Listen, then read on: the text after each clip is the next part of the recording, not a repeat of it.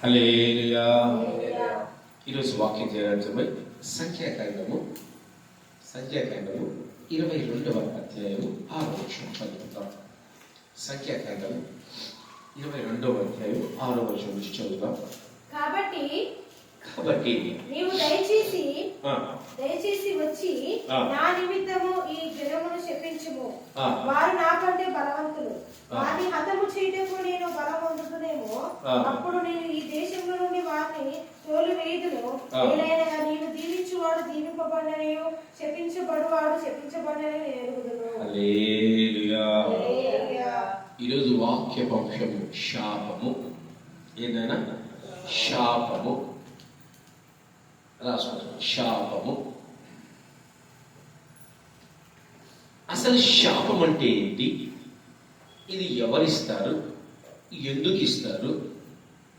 ఎందువల్ల మనం శాపాల్ని అనుభవిస్తాము అనేది ఎంతమందికి తెలుసు? పుస్తకాలు శాపం అంటే ఏంటి?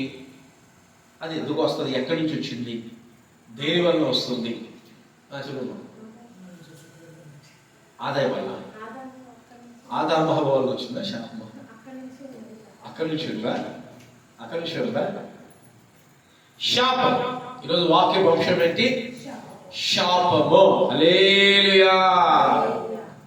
శాపము మొట్టమొదటిగా ఎక్కడ ప్రారంభమైంది? ఎందుకు ప్రారంభమైంది? దానివల్ల మన జీవితాల్లో ఎలాంటి అనుభవాల్లోనికి వెళ్తాయి అనే నిజంగా ఈరోజు మనము ధ్యానించబోతున్నాము. ఒక 8 అంశాలు నేను ఈరోజు మీతో ప్రస్తావిస్తాను. శ్రద్ధగా వినండి. శాపం మనకు తెలిసి, ఇప్పుడు సిస్టర్ గారు చెప్పారు, మనకు తెలిసిన శాపం మొట్టమొదటి ఎక్కడి వచ్చింది? ఆదాము హవ్వ నుంచేనా? కాదు. శాపం ఎక్కడి నుంచి మొదలైంది? హెజ్కేలు గ్రంథము 28వ అధ్యాయము 16వ వచనము. హెజ్కేలు గ్రంథము 28వ అధ్యాయము 16వ వచనము చదవండి. అయితే నీకు కలిగిన విస్తారమైన వర్తకము చేత లోలోపల నీవు అన్యాయము పెంచుకొని పాపము చేయించు వచ్చితివి గనుక, లోలోపల నువ్వు అన్యాయము పెంచుకొని పాపము చేయించు వచ్చితివి గనుక, దేవుని పర్వతము పైన నీవు ఉండకుండా నేను నిన్ను అపవిత్ర పరిస్థితిని ఆశ్రయముగా ఉన్న కెరూబు కాలుచున్న రాళ్ల మధ్య నీవికను సంచరింపవు, నిన్ను నాశనము చేసి తిని అని దేవాది దేవుడు ఎవరితో అంటాడు? మొట్టమొదటిగా కెరూబు. ఎవరమ్మా? కెరూబు. యెషయా గ్రంథము 14వ అధ్యాయము 15వ వచనం చదివితే,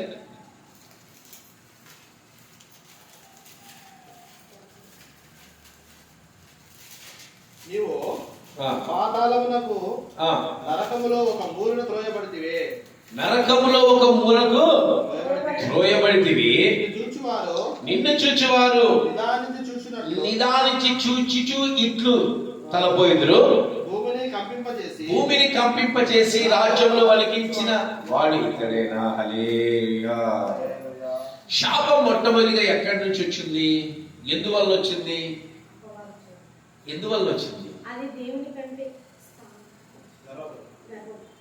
లోపల తన యొక్క సౌందర్యమును చూసుకుంటూ, హెచ్కేజంలో ఏం చదివారు?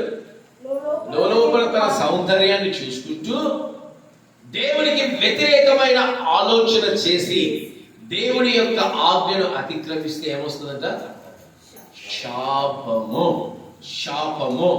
పాపము ద్వారా వచ్చే బహుమానం ఏంటి తెలుసా? శాపం.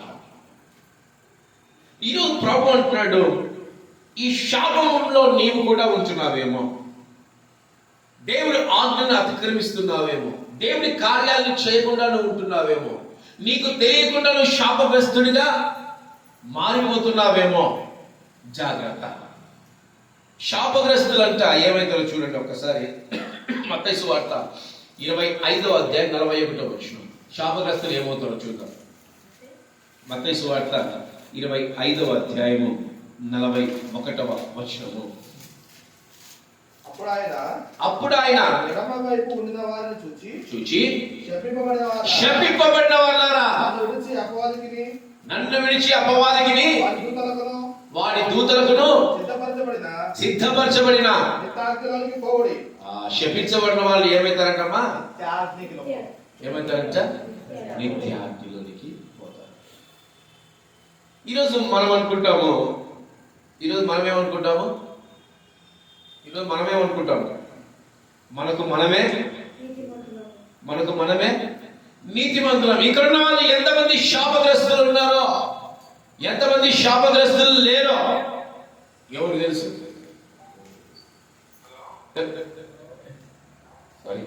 ఎవరికి తెలుసు? మనకు. అసలు మన కుటుంబం శాపంలో ఉందా, మన కుటుంబం ఆశీర్వదించబడిందా, మన కుటుంబం దీవించబడిందా అనేది మనకు తెలుసా? మనకు తెలిసిందేంటి? దేవుడు ఆజ్ఞను అతిక్రమిస్తే పాపం చేస్తాము, పాపం వల్ల వచ్చేదే శాపము అని మనం అనుకుంటాం. అవునా కదా? శాపాలు చాలా ఉన్నాయి. మనం చేసిందేంటి? మన చిన్నమ్మనో పెద్దమ్మనో ఎవరైనా అత్తగారు ఎవరైనా 4 మాటలు అడిగారనుకో, ఏం చేస్తాం? బాగా చెప్పాడు. 4 మాటలు వాళ్ళు బతుకుతే మనం 10 మాటలు వారిని శపిస్తా ఉంటాం కదా.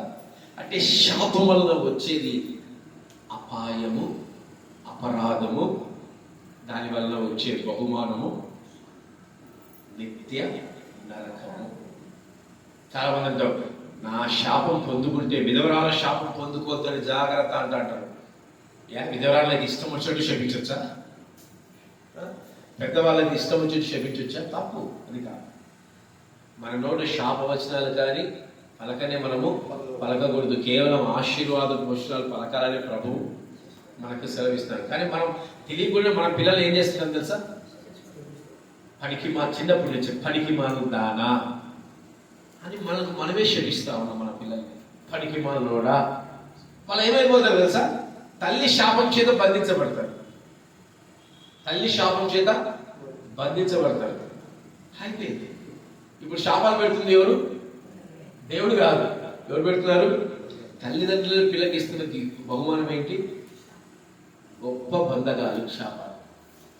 ఈరోజు నిజంగా నువ్వు శాపగ్రస్తులుగా ఉంటున్నావేమో, నీకు తెలియకుండా నువ్వు శాపంలో జీవిస్తున్నావేమో, జాగ్రత్త అని ప్రభువు సెలవిస్తున్నాడు. నువ్వు తెలియకుండా శాపంలో బ్రతుకుతున్నావేమో. పైగా నువ్వేమంటున్నావు? నా పైన ఎటువంటి శాపము లేదు, నేను శాపగ్రస్తుని కానే కాదు, నేను క్రీస్తును నమ్ముకున్నా. క్రీస్తుని నమ్ముకున్న ప్రతి ఒక్కడు పరలోకానికి వెళ్తారండి. ఎందుకెళ్ళు? క్రీస్తు నమ్ముకున్న ప్రతి ఒక్కడు పరలోకానికి ఎందుకు వెళ్దామా? ఎందుకు వెళ్ళాడు? కొన్ని కోట్ల మంది నమ్ముకుంటే రేపు సంఘమే ఎన్నో భాగం ఎత్తబడుతుంది. క్రీస్తుని కొన్ని కోట్ల మంది నమ్మితే సంఘం ఎత్తబడేది ఒక్క భాగమే. ఈరోజు క్రీస్తుని నమ్మినంత మాత్రాన మనము పరలోక రాజ్యానికి వెళ్తామంటే సరిపోదు. ముందుగా మనం శాపంలోంచి బయటికి రావాలి.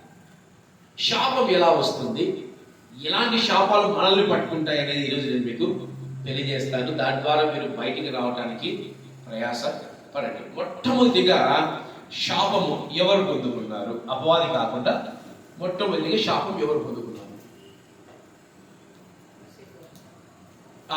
కరెక్ట్ చెప్పింది తల్లి గారు. లూసిఫరా? ఎట్లా పొందుకుందామో చెప్పు చూద్దాం. అది కాకుండా అని అడిగాను.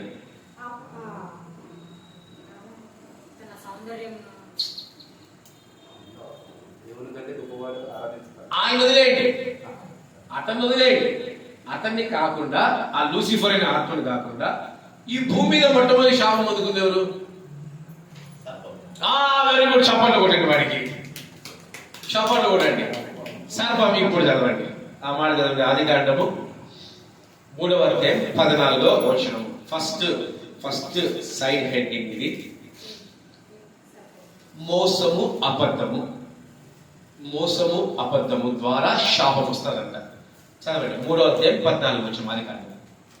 అందుకు దేవుడైన యెహోవా అందుకు దేవుడైన యెహోవా సర్పముతో నీవు దీన్ని చేసినందున పశువులన్నిటిలో భూజంతులన్నిటిలో నీవు శపించబడిన దానివై నీవు కడుపుతో ప్రాకుచు నీవు బ్రతుకు దినములన్నీ మన్ను తిందువు. హల్లెలూయా.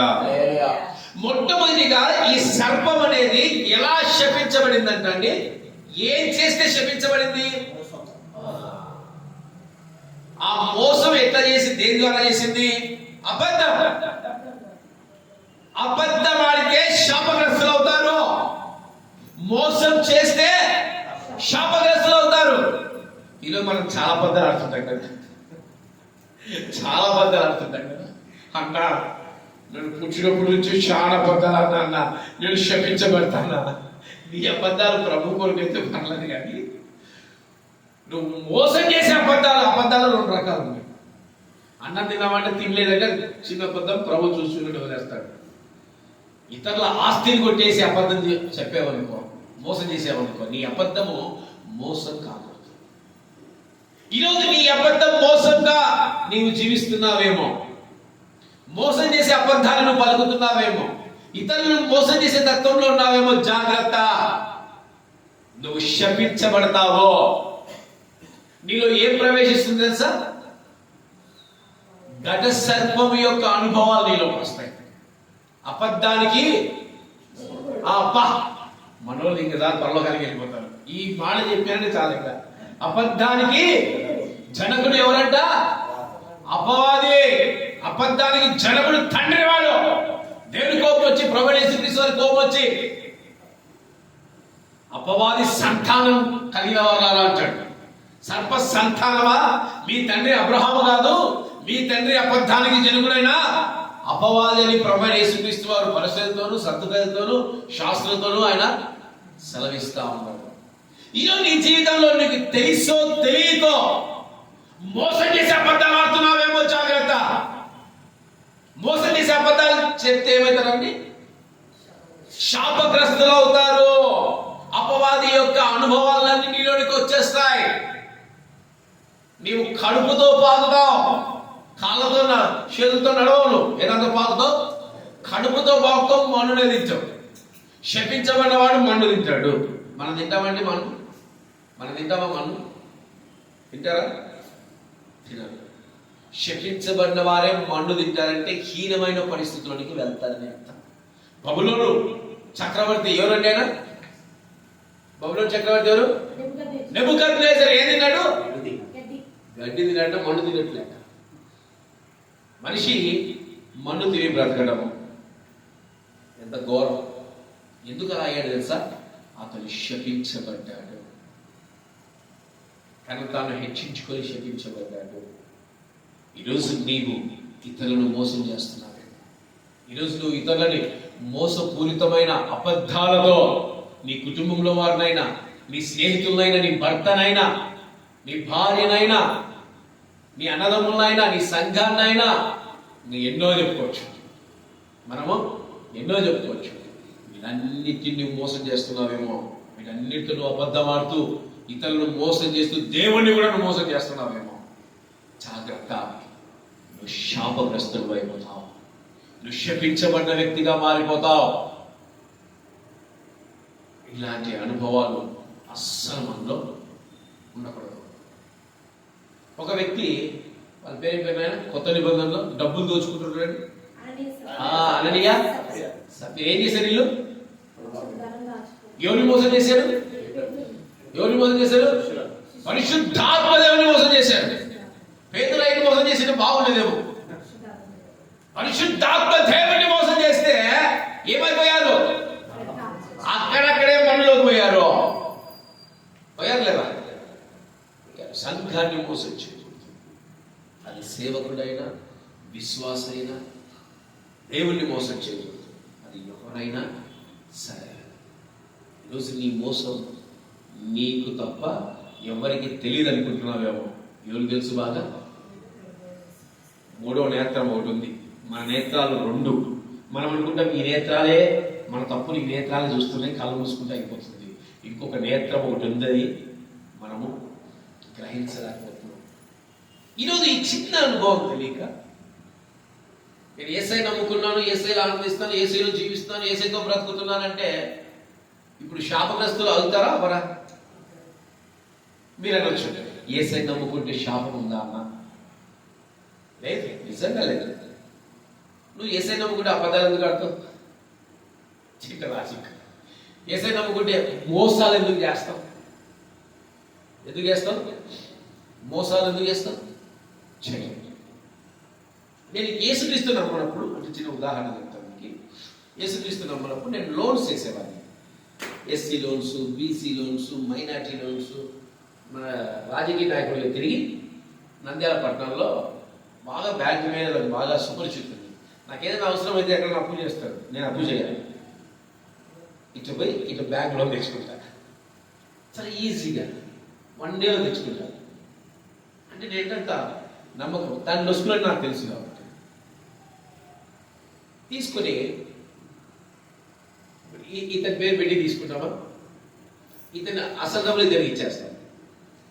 1,00,000 అనుకోండి, 1,00,000 గవర్నమెంట్ సబ్సిడీ ఇస్తుంది. 1,00,000 గవర్నమెంట్ ఏం చేస్తుంది? ఆ 1,00,000 అదే, ఆ 1,00,000లో వాడు ఒక 20,000 ఇస్తాడు. నాకు ఎంత లాభం వచ్చింది? ఎంత లాభం వచ్చింది?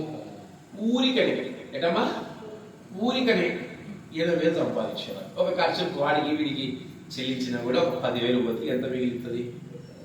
70,000. ఇట్లా నేను దేవుని నమ్మనప్పుడు ఇట్లా చేసేవాడిని.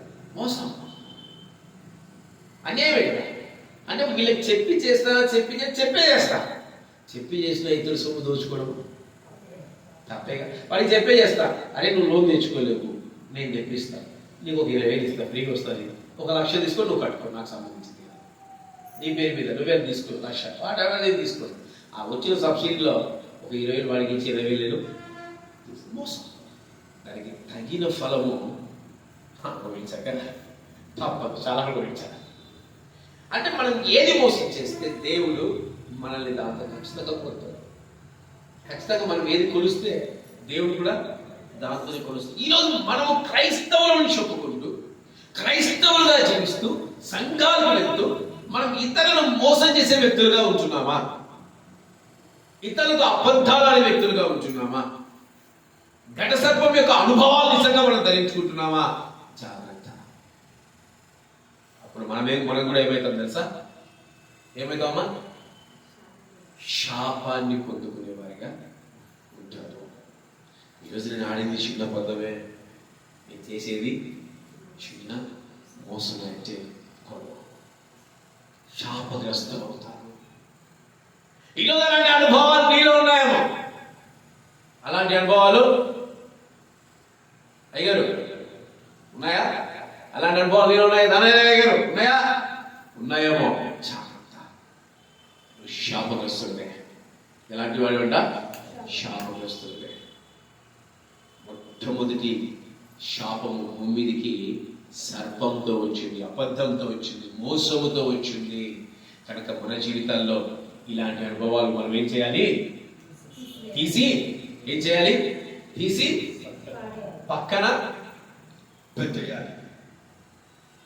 అబద్ధం ఆడలేదా ఇంకొక వ్యక్తి కూడా? ఎవరు? నా సైడ్ కాదు, అందరూ హల్లెలూయా. అమ్మ మీరు రాసుకోవద్దు, రాసుకోకుండా పర్లేదు, బైబిల్ చూడకుండా పర్లేదు, నా వైపు మీరు రాసుకునే, అంటే నేర్పించి ఈ సంఘం నేర్పించే డిసిప్లిన్ ఏంటంటే మీరు అక్కడ రాసుకున్నారంటే ఇట్లా నా సైడ్ చూస్తూ రాయాలి. లేదంటే యూట్యూబ్లో మెసేజ్ పెడితే ప్రశాంతంగా రాసుకోండి. మీరు వాక్యం చెప్పేటప్పుడు తల కిందికి వేసారా, మీ వాక్యాన్ని ఇంటికి వెళ్ళరు. ఈ గడప దాటానికి ఈడే ఉండిపోతుంది, ఈడే తిరుగుతుంటారు. మేము తిరుగుతున్నప్పుడు మాకు టచ్ అయితే రాకుండా వాక్యం. నా సైడ్ చూసారా, మీ వాక్యం నీ ఇంటికి వస్తుంది, నీతో మాట్లాడుతుంది, నిన్ను హెచ్చరిస్తుంది, నిన్ను బలపరుస్తుంది, నిన్ను దేవునితో నడిపిస్తుంది. కనుక వాక్యం చెప్పేటప్పుడు తలలు దించుకోకూడదు. ఎవరి వైపు చూడాలి? సేవకుడు వైపు మాత్రమే చూడాలి. రాసుకోవద్దు, నో ప్రాబ్లం. నా వైపు చూడండి. వాక్యాన్ని శ్రద్ధగా మీరు ఫస్ట్ ఆఫ్ ఆల్ వినండి. హల్లెలూయా. కనుక పేతురు కూడా ఏం చేశాడు? అబద్ధం అన్నాడు. కానీ పేతురు అబద్ధము అపవాది అబద్ధంగా లేదు. పేతురు మోసము అపవాది మోసంగా లేదు కనుక పేతురికి క్షమాపణ దొరికింది. ఈరోజు ఒకవేళ నువ్వు మోసం చేసే అబద్ధాలు కలిగితే నువ్వు ఖచ్చితంగా శాపగ్రస్తులుగా మారిపోతావు. రెండవదిగా ఎవరు పొందుకున్నారు శాపం? ఇప్పుడు ధైర్యంగా చెప్పొచ్చు మీరు. అమ్మా చెప్పాలి ఇంకా ఇంకా చదవండి, కనీసం చదవండి, చూద్దాం ఒకసారి చదవండి. ఆదికాండము 3వ అధ్యాయం 17వ వచనం. ఆయన ఆదాముతో, నీవు నీ భార్య మాట విని తినవద్దన్న నేను నీకు ఆజ్ఞాపించిన వృక్ష ఫలం తింటివి గనుక నీ నిమిత్తం నేను శపింపబడి ఉన్నాను. రెండవదిగా శపించబడినది ఏంటి? ఆదాము హవ్వలు పొందుకున్నది ఏంటి తెలుసా? మరణం. కానీ ఆదాము హవ్వ వల్ల శపించబడింది ఏంటి తెలుసా? నేల. రెండవదిగా మోసపోకూడదు. ఏంటి రెండో అంశం ఏంటి? మోసపోవుట వలన. నేల పాపము అప్పటిదాకంట చాలా శ్రేష్టమైనవి ఇచ్చేటట్టు, శ్రేష్టమైన పండ్లు, శ్రేష్టమైన పదార్థాలు, ఎక్కడ గచ్చు పొదలు కానీ ఎక్కడ ముళ్ళు కానీ లేవంట అప్పుడు దాకా. ఈరోజు నీ కుటుంబంలో గచ్చు పొదలు లేవేమో, నీ కుటుంబంలో ముళ్ళు లేవేమో, నీ కుటుంబము దేవునికి మహిమకరంగా ఉందేమో, చాలా చక్కగా సేద్యం చేస్తున్నావేమో, చాలా చక్కగా ఆనందిస్తున్నావేమో. ఆదాము హవ్వల వలె ఏదోరు తోట వలె నీ కుటుంబం ఉందేమో. ఎప్పుడైతే నీవు మోసపోతావో, ఎప్పుడైతే మోసపోవటం కూడా పాపం అంట. మోసపోవటం కూడా పాపమే. మోసం చేయట కాదు, మోసం చేసిన వాడికి పాపమే. ఇది మన భారతదేశంలో చిన్న ఎగ్జాంపుల్. లంచం ఇచ్చినోడికి శిక్షే, తీసుకున్నోడికి శిక్షే. ఇచ్చినోడికి శిక్షే. మోసపోవటం రెండవదిగా. నువ్వు ఎందుకు మోసపోతున్నావు? నువ్వు మోసపోవడానికి గల కారణం ఏంటి? సంసోను ఏమైపోయాడు? సంసోను మోసపోయాడు. ఎవరి చేతిలో మోసపోయాడు?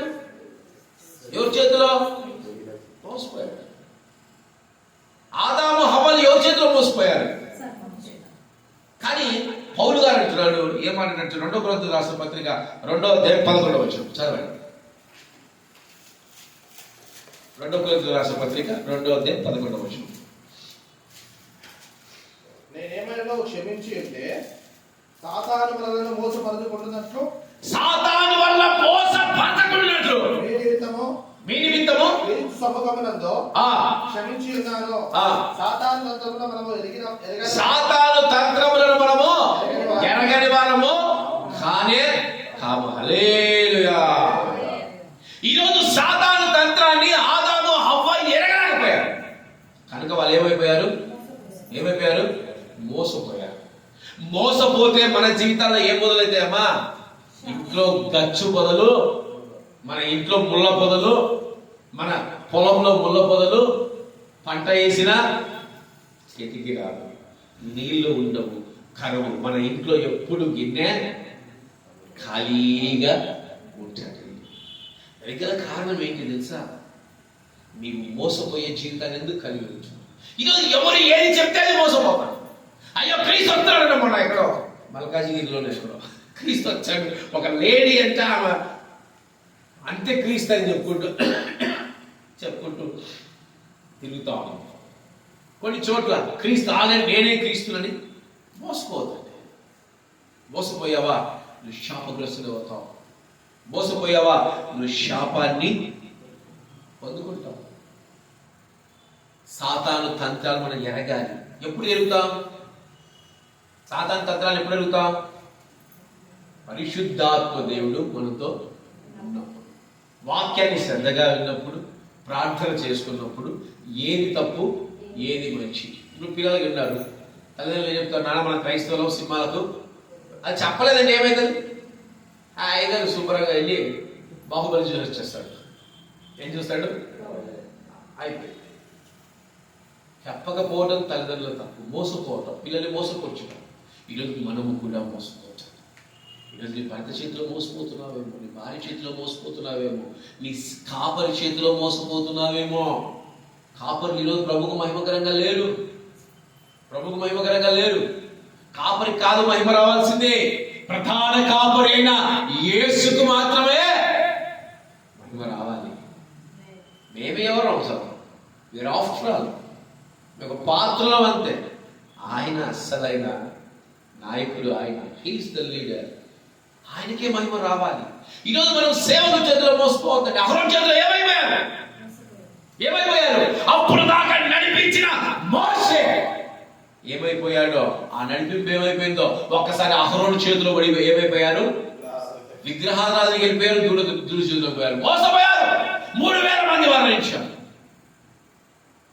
ఈరోజు నువ్వు ఎందుకు మోసపోతున్నావు? ఈరోజు నువ్వు మోసపోతాను.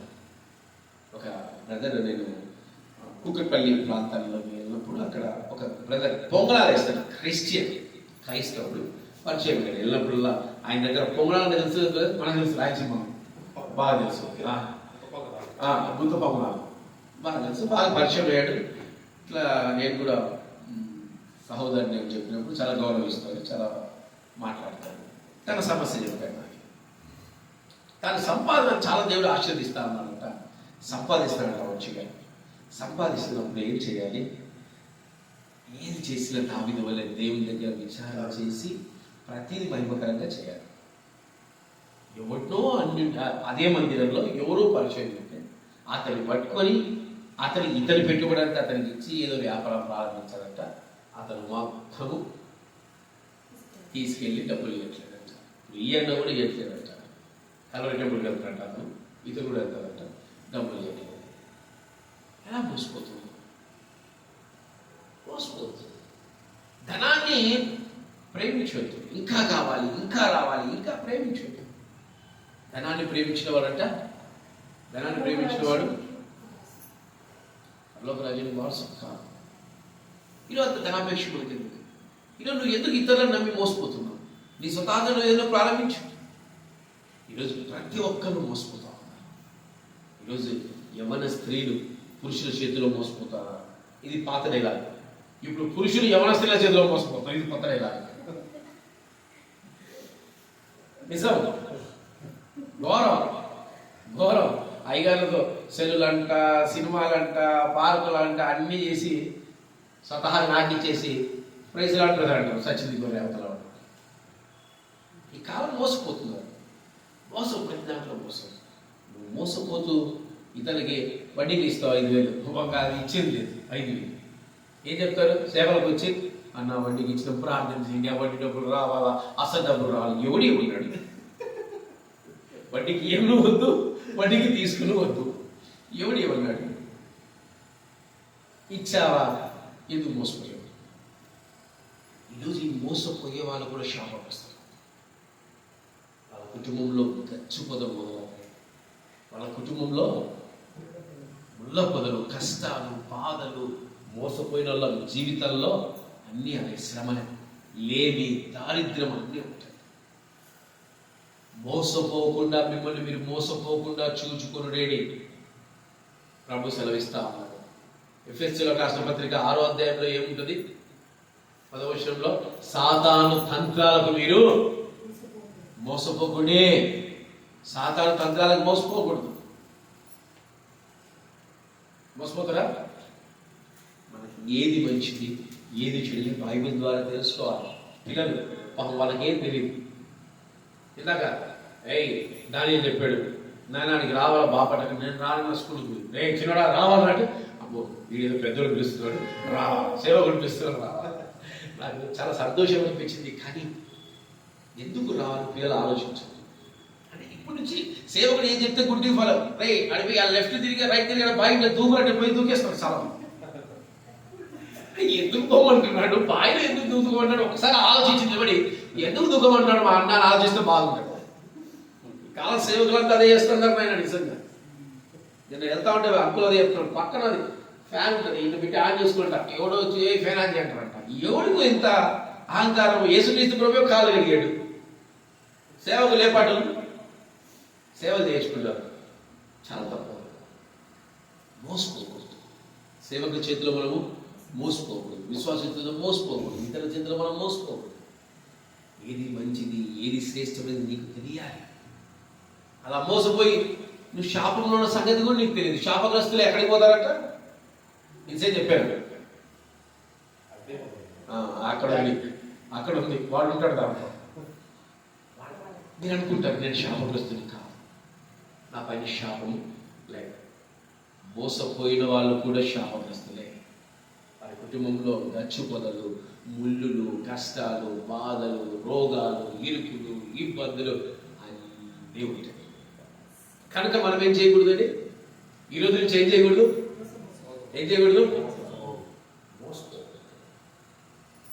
అపవాది మాటలు ఎట్లుంటే తెలుసా?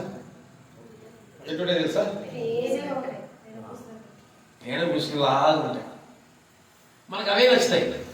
నాన్న గట్టిగా పని చేయాలి మీరు అంటే వీడంతా కుక్కలా వ్యవస్తున్నాడు, నేను పోను అని అనుకుంటారు. ఈరోజు హరిచేవాడి దగ్గరే దార్థం ఉంటుంది, కలిసేవాడి దగ్గరే ప్రేమ ఉంటుంది. తేనె లాలిపాటలు పూస్తారు చూసారా? ఏమైనా నాశనం కాకుండా అని మోసం, మార్పు, శాపగ్రస్తులు. దయచేసి ఇలాంటి మోసాలలో మనం కూడా పడకూడదు. ఆదాము హవ్వ పడిన మోసాల్లో మనం పడితే ఏమైతాం? మనం కూడా శాపగ్రస్తులమే. మన కుటుంబంలో ఏమీ ఉండవు. ఏముండవు?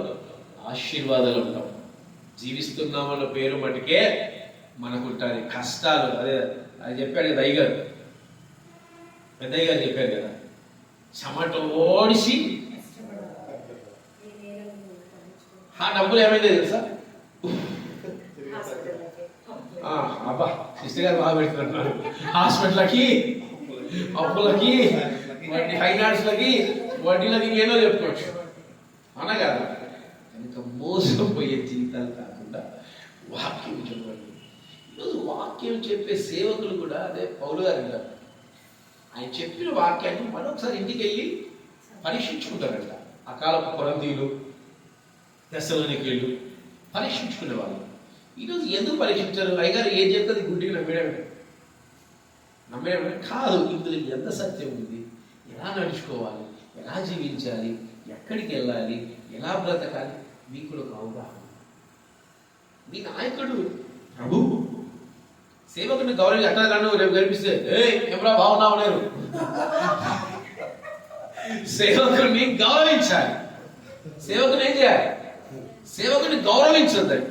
సరే గౌరవించండి, గౌరవించొద్దండి అబ్బా సంతోషం.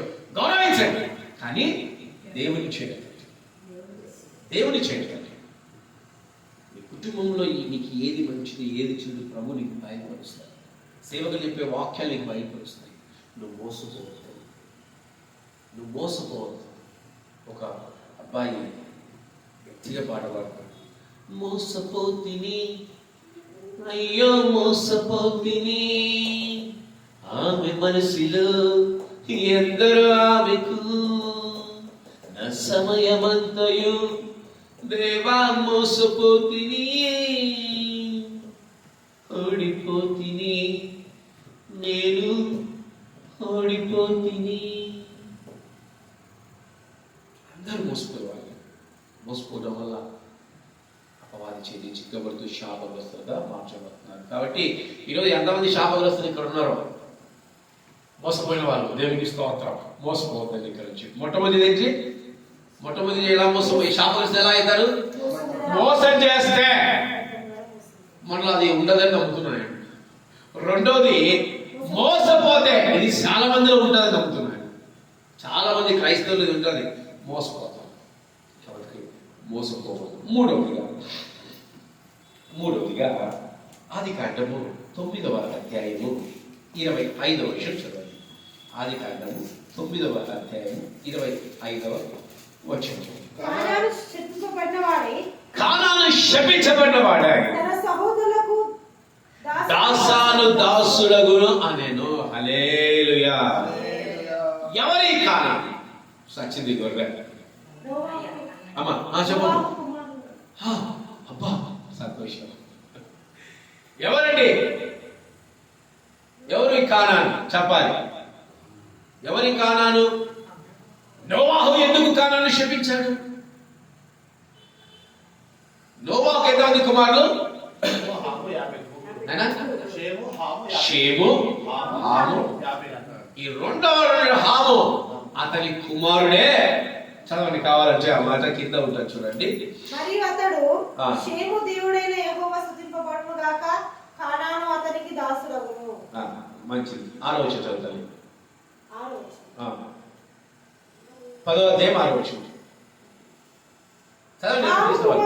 హాము కుమారులు కూషు, మిశ్రాయిము, పూదు, కానాను అన్నారు.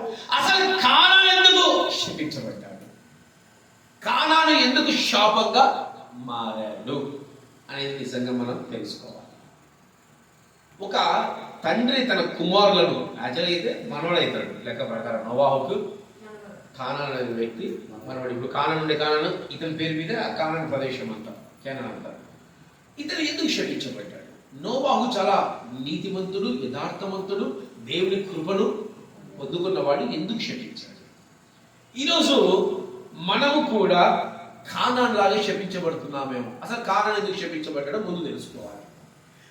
ఈ నోవాహు అంట మద్యం తాగి బాగా బట్టలు లేకుండా పడున్నప్పుడు కుమారులు వెనక వైపు చూస్తా ఉంటే ఈ కానాను మటుకు అతని బట్టలు లేకుండా చూశాడంట. అతను నిద్రవంపులే చూసేసరికి కానాను ఇతను చూస్తా ఉన్నాడు. కాబట్టి నోవాహు ఏం చేశాడు? ఎప్పుడే శపించాడు. అపవిత్రత 3వ పాయింట్. 3 హెడ్డింగ్ ఏంటి? ఫస్ట్ హెడ్డింగ్ ఏంటి? మోసం చేయటం. రెండోది మోసపోవడం. మూడోది ఈరోజు అపవిత్రత కలిగిన ప్రతి ఒక్కరు దాసులే. కానాను ఏం జీవితకాలం ఏమైపోతారంట? దాసులకు దాసులు ఉంటాయి, దాసులు. ఈరోజు చూడండి, ఎవరి జీవితంలో అపవిత్రత ఉంటుందో, ఎవరి జీవితంలో అపవిత్రమైన కార్యాలు ఉంటాయో వారికి దాసులు. సంసోను ఎవరికి దాసుడు? స్త్రీకి దాసుడు. సొలొమోను ఎవరికి దాసుడు? సంసోను ఏదో ఒక్కడితో ముగించుకున్నాడు. ఈ అయ్యగారు 700 మంది భార్యలు. చిన్నోడు అన్న ఇది సాధ్యమేనా? నేను కూడా 2-3 చేసుకోవచ్చా, పంచుకోవచ్చా అనుకుంటున్నాడు వాడు. 700 మంది భార్యలు, 300 మంది ఉపపత్నులు, మొత్తం 1000 మంది. అపవిత్రం కాక ఏమవుతాడు? ఇదో మన కళ్ళు, మన జీవితంలో అపవిత్రత ఉందేమో, అప్పుడు మనం దేనికి దాసులం అవుతామంట? పాపానికి దాసులం అవుతాం. ఈరోజు అపవిత్రత కలిగిన వాడు దాసుడిగా మారిపోతాడనగా శాపగ్రస్తులు అవుతాడు. మనం దాసులుగా ఉండాలని ఎవరికి ఉండాలి? ఆయనకు ఉండాలి. ఎవరికి ఉండాలమ్మా? ఆయనకు ఉండాలి. ఈరోజు చాలా మంది గమనించండి, పాపానికి దాసుడు ఒకడైతే, స్త్రీకి దాసుడు ఒకడైతే, తిండికి దాసుడు ఒకడైతే, మాంసానికి దాసుడు ఒకడైతే, అంత దాస్యత్వమే. ఈరోజు మన జీవితాల్లో దాసులుగా మనం బతకూడదు. అలా దాసులుగా బతుకుతున్నారా? మీరు కూడా శాపగ్రస్తులే. మనలో అపవిత్రత ఉండకూడదమ్మా. అపవిత్రమైన ఆలోచనలు, అపవిత్రమైన తలంపులు, అపవిత్రమైన కార్యాలు, వారు నాశనం కావాలి, వీడు నాశనం కావాలంటే అపవాది మనం దాసులమే. మన జనకుడు ఎవడైతాడు? అపవాది అయిపోతాడు. కానాను శాపగ్రస్తులుగా ఎందుకు మారాడంట? అపవిత్రతను చూశాడు. ఈరోజు మనం అపవిత్రను చూడకూడదు. మొబైల్స్ లో చాలా బ్రదర్ పెప్పగా చాలా నచ్చింది నాకు. సెల్ ఉందా అంటే నాకు ఇప్పుడు సెల్ ఏందని నేను ఏమన్నా అర్థం కాదు. పైనుంచి దూకి కింద ఆనందంతో ఎవిడెన్స్ వెళ్ళిపోదాం అనిపిస్తుంది. ఎవరు పెంచుతారు ఈ కాలంలో? ఇట్లా 5వ తరగతి నుంచి పిల్లలు ఏం చూస్తారు? ఈ బుడ్డది ఏడుస్తే ఆమెకి ఏం చూపించారు తెలుసా? భలే భలే సంసోను ఆమె నచ్చింది అంటే ఏంటి తెలుసా?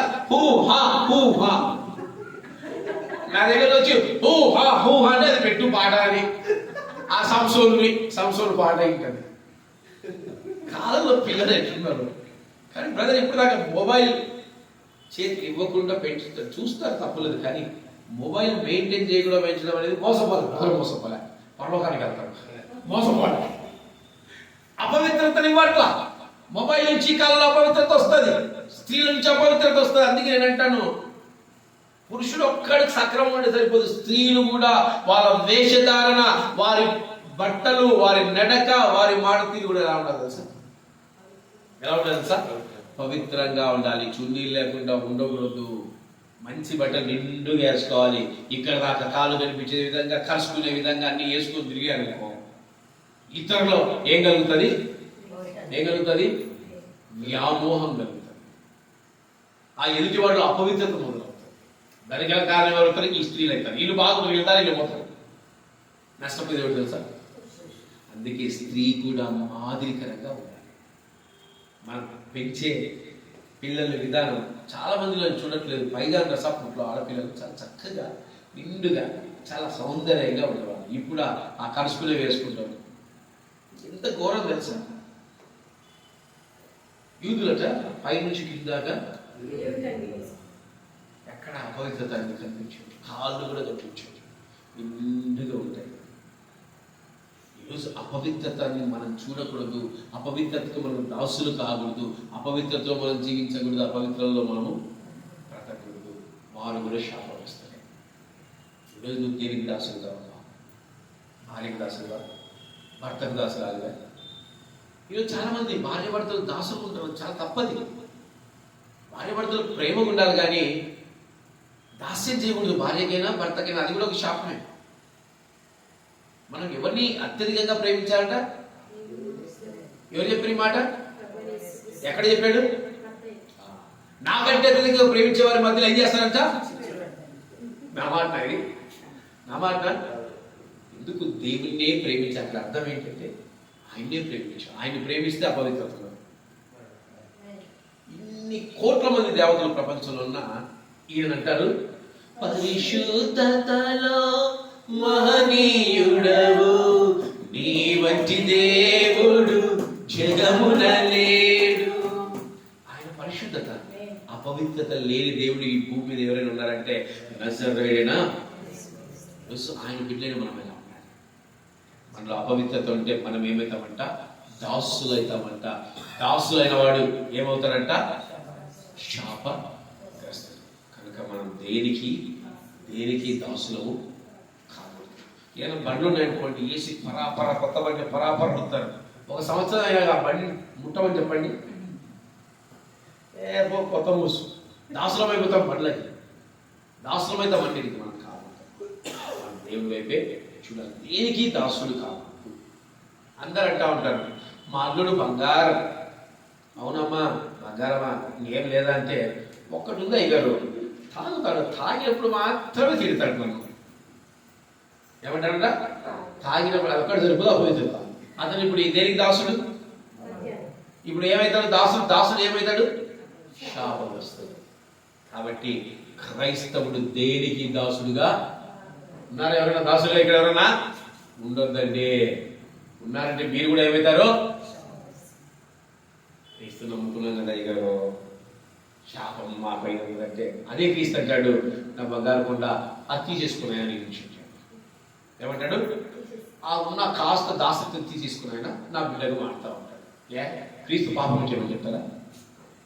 పాపాన్ని ఎంకరేజ్ చేసే దేవుడా క్రీస్తు? ఏమన్నా ఇల్లే పాపం నుంచి బయటికి రానేవాడే క్రీస్తు. కనుక నువ్వు దేనికి దాసులుగా ఉండవద్దు. మూడవదిగా దాసులుగా ఉండకూడదు. నాలుగవదిగా ద్వితీయోపదేశకాండము 28వ అధ్యాయము, ద్వితీయోపదేశకాండము 28వ అధ్యాయము 15వ వచనం చదవండి. నాలుగవదిగా 28:50.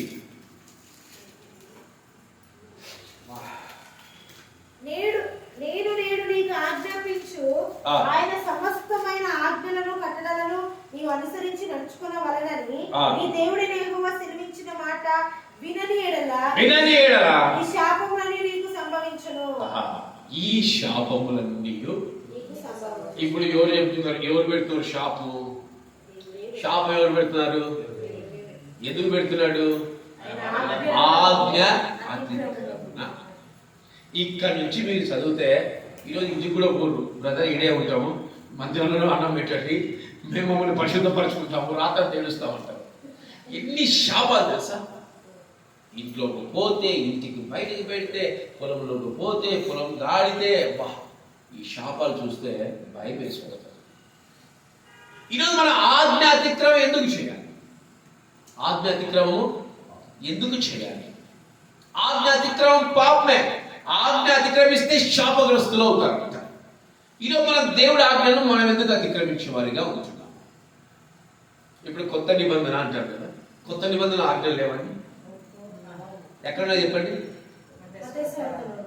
5, 6, 7. అక్కడి నుంచి అదొకటే కాదు, అక్కడి నుంచి ఇంకా చాలా ఒప్పుకుని పోయాడు. బేసిక్గా ఇది. మరి ఈ ఆజ్ఞలు పాటించాలి కదా. మీరు బల్ల ఎందుకు తీసుకుంటారు కదా కనీసం? నూతన నిబంధన రక్తం అంటారా? ఇచ్చినప్పుడు విన్నారు ఎప్పుడన్నా? సేవకులు అంటారు నూతన నిబంధన రక్తము. ఎందుకు తెలుసా? నూతన నిబంధన అంటే ఏంటి? ఆజ్ఞలండి. నువ్వు ఆయన రక్తం ఎందుకు సేవిస్తావు కనీసం తెలుసా? ఆ ఆజ్ఞ నేను పాటిస్తాను ప్రభు అని ఒప్పుకోవటం. శరీరం ఎందుకు ఇస్తారు? రొట్టె ఎందుకు ఇస్తున్నారు తెలుసా? శరీరం అనగా పరిశుద్ధత. ఆయన సంఘానికి శిరస్సు, మనమంతా ఆయనకి శరీరము. తలకాయ పవిత్రంగా ఉన్న శరీరం ఎట్టుండాలా? ఎట్టుండాలా? పరిశుద్ధత. ఆయన శరీరాన్ని మనం సాదృశ్యంగా తీసుకుంటామంటే పరిశుద్ధతగా తీసుకుంటాం. మనం పరిశుద్ధంగా జీవించాలి. అందుకే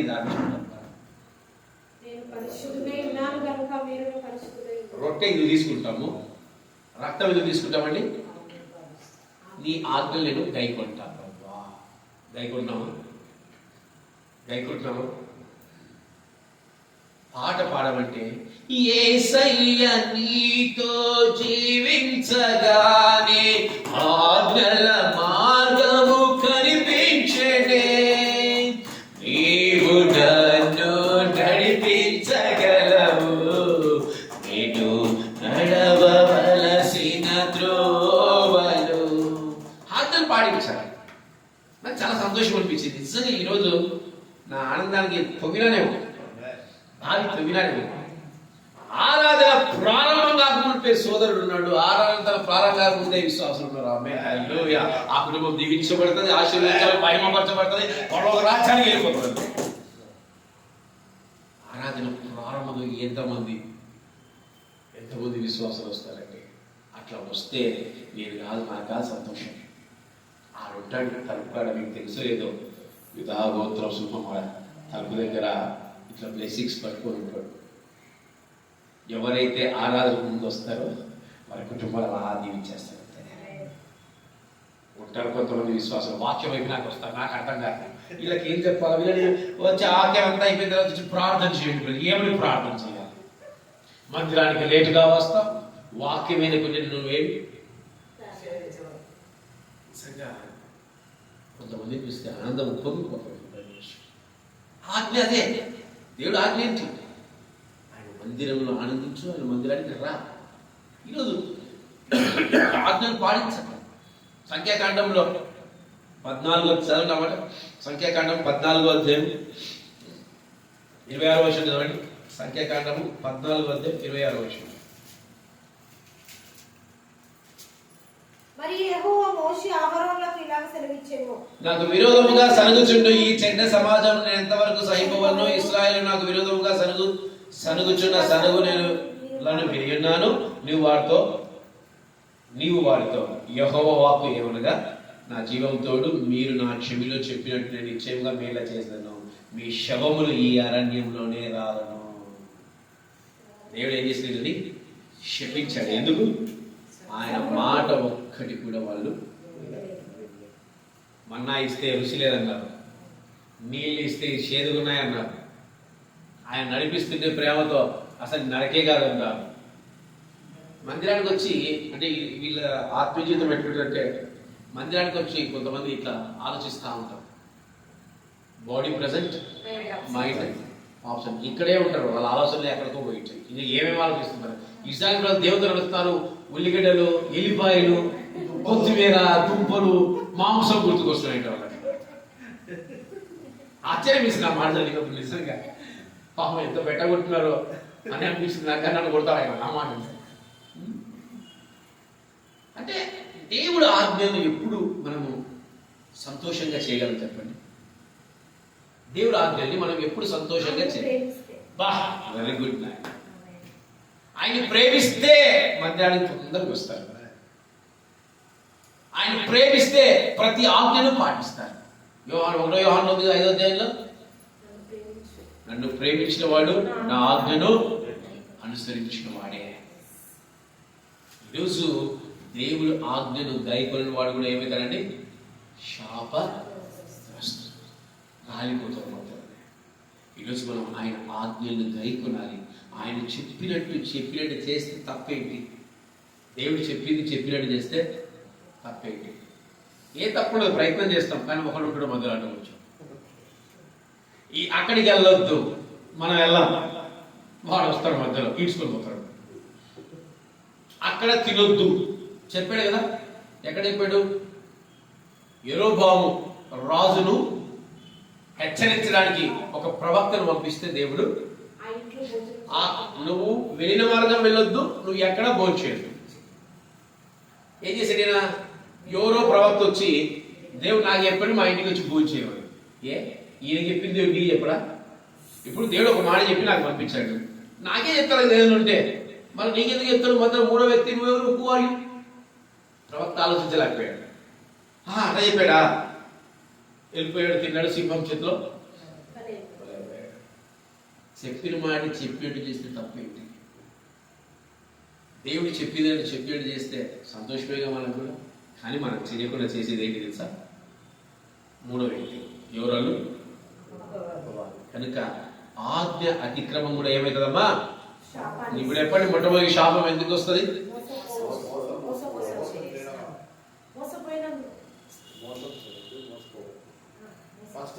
మోసము చేస్తే మోసపోతాం జాగ్రత్త.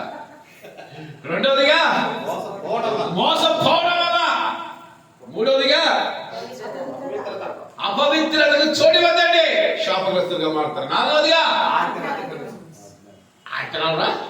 వీడు ఆజ్ఞ అతిక్రమంట, ఆజ్ఞలు అతిక్రమిస్తా. ఐదవదిగా చూద్దాం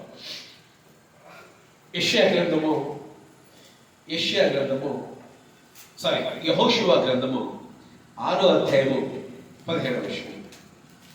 యెహోషువ గ్రంథము 6వ అధ్యాయం 17వ వచనం.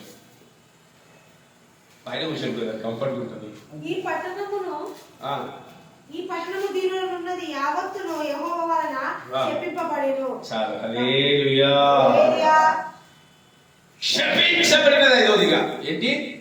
శపించబడిన దాన్ని మనం ఏం చేయకూడదంట? ముట్టకూడదు. శపించబడిన దాన్ని ముట్టకూడదు. దేవుడు ఎందుకు శపించాడు దాన్ని? ఇది ఎవరికైనా తెలుసా? దేవుడు ఎందుకు శపిస్తాడు ఒక పట్టణాన్ని? సింపుల్ చెప్పాను. Very good. ఇంకా అమ్మా వెరీ గుడ్. ఇంకా వాళ్ళు పాపం చేస్తే ఇంకా నేను చెప్తా. ఇంకా నేను చెప్తా. చదవండి మత్తయి సువార్త 11వ అధ్యాయం 20వ వచనం. పాపం వల్ల శాపం వస్తుంది, దేవుడికి విరోధం వల్ల శాపం వస్తుంది, ఇందువల్ల కూడా వస్తుంది. ఇప్పుడు నేను చెప్పిన దాని వల్ల కూడా శాపం వస్తుంది. 11వ అధ్యాయం 20వ వచనం. తీసిన వాళ్ళు చదవండి, ఏం కాదు, ఒకళ్ళే చదవాలి, రూల్ లేదు. పిమ్మట ఏ పట్టణంలో ఆయన విస్తారమైన అద్భుతములు చేసెనో ఆ పట్టణంలో వారు మారు మనస్సు పొందకపోవటం వలన ఆయన వారిని గద్దింపసాగెను. చాలు. ఏంటంట? దేవుడు ఎన్ని అద్భుతాలు చేసినా, దేవుడు ఎన్ని ఆశ్చర్యకార్యాలు చేసినా మారకపోతే ఏమైతారంటే తెలుసా? ఇక్కడ శపించింది యెహోవా తండ్రి కాదండి, ఎవరు తెలుసా? సమాధానకర్త ఏం చేస్తున్నాడు? ఇప్పుడు ఒక పట్టణాన్ని శపిస్తున్నాడు. సొదొమ గొమొర్రా కంటే నీ పరిస్థితి చాలా దారుణంగా ఉంటుంది, జాగ్రత్త అంటున్నాడు. ఇక్కడ కూడా దేవుడు యెరికోను శపించాడు.